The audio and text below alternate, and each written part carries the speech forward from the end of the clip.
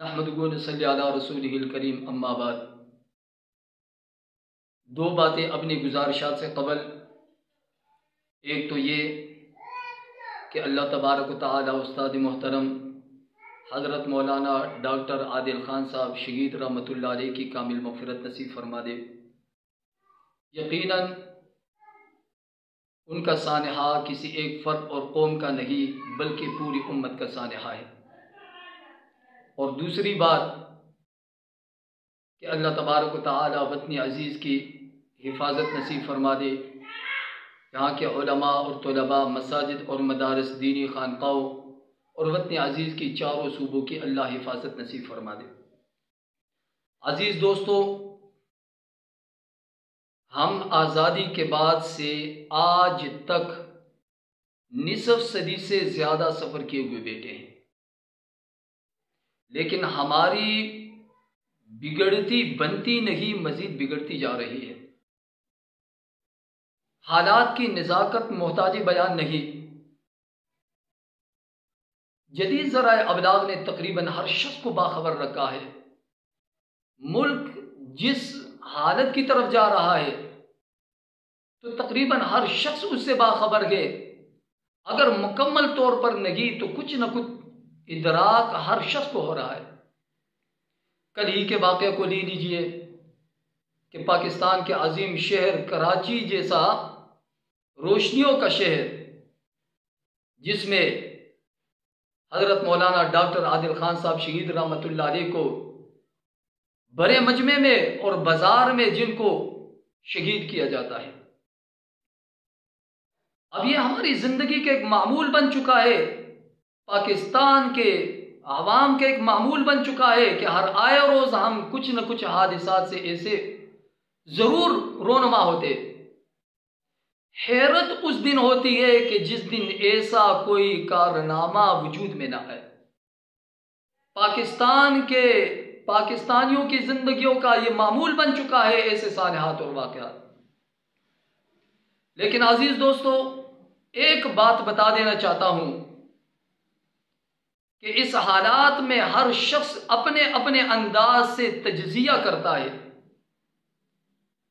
लेकिन हम लोग रोज अव्वल से एक ही बात कहते चले आ रहे हैं और वही कहते कहते हम जिंदगी के आखिरी सांस तक वही कहते रहेंगे और शायद कि उसमें कभी भी तब्दीली नहीं आएगी। और वो बात यह है कि हम कहते हैं कि ए दुनिया वालों, ए साहिब इख्तिदार लोगों, कि अगर तुम पूरी दुनिया को मना लो, अगर तुम पूरी दुनिया को मना लो, लेकिन अल्लाह तुमसे नाराज हुआ तो तुम्हारी बिगड़ी बन नहीं सकती, तुम्हारी बिगड़ी मजीद बिगड़ती जाएगी। और अगर सारे जहान को तुमने नाराज कर लिया और अल्लाह को राजी कर लिया तो यकीन जानिए कोई तुम्हारा एक बाल भी बीगा नहीं कर सकता। यही एक नुक्ता नजर है। और मैं तो कहता हूं दोस्तों कि पाकिस्तान की बदनसीबी और बदकिस्मती है कि पाकिस्तानी कौम ने काफिर हुक्मरानों से निजात हासिल करने के लिए जो कुर्बानियां दी है, काफिर हुक्मरानों से जो निजात हासिल करने के लिए जो कुर्बानी दी है पाकिस्तानी कौम ने, वो कुर्बानियां और वो पाकिस्तान की तहरीक में बहने वाला वो खून अपनी मिसाल आप है। और वो कुर्बानी सिर्फ इस शर्त पर दी गई कि यहां पर अल्लाह का निज़ाम होगा, निज़ाम मुस्तफ़ा होगा, यहां पर हज़रात सहाबा इकराम रिज़वानुल्लाह ताला अलैहिम अजमाइन की तक़दीस होगी, यहां पर अज़वाज मुतहरात और सहाबा इकराम रिज़वानुल्लाह ताला अलैहिम अजमाइन और खुलफाए राशिदीन के हवाले से एक निज़ाम होगा, इस्लामी निज़ाम होगा। लेकिन हुआ क्या कि वो एक मुहावरा है कि सर मुंडाते ही ओले बरस पड़े, कि आज़ादी मिलते ही गोश्त की निगरानी पर भेड़िए को बैठा दिया गया। यह पाकिस्तान की बहुत बड़ी बदनसीबी और बदकिस्मती है। अब भी मैं कहता हूं कि अल्लाह तबारक व तआला हमें हमारे हुक्मरानों को, वतन अजीज के बाशिंदों को शऊर नसीब फरमा दे, दोस्त और दुश्मन के दरमियान में तमीज़ करने की तौफीक नसीब फरमा दे।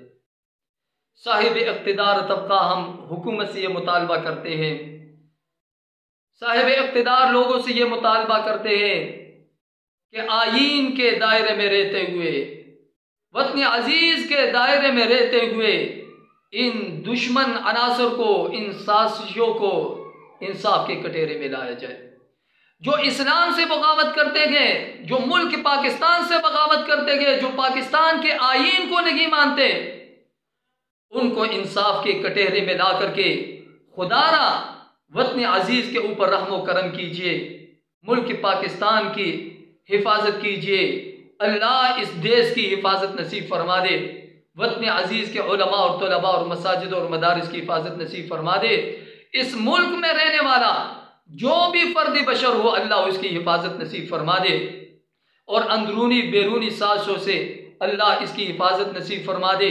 यकीनन एक बहुत बड़ा सानहा हुआ, और ये सिर्फ एक नहीं बल्कि हज़ारों की तादाद में, कभी कराची में, कभी इस्लामाबाद में, कभी लाहौर में, कभी शाहराहों पर, कभी पाकिस्तान के किसी कोने कोने में एक दो नहीं हज़ारों उलमा इकराम के खून को बहाया गया।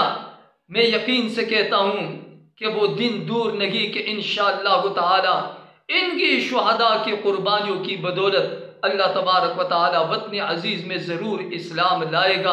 अल्लाह तबारक व ताला हज़रत डॉक्टर आदिल खान साहब शहीद रहमतुल्लाह अलैह और उस जैसे जितने भी शुहदा गुजरे, अल्लाह उनकी कामिल मग़फ़िरत नसीब फरमा दे। हमें अपने उलमा इकराम के इसी शाना बशाना चलने की तौफीक नसीब फरमा दे, वतन अजीज़ की हिफाजत नसीब फरमा दे। व आखिर दावाना अनिल हम्दुलिल्लाहि रब्बिल आलमीन।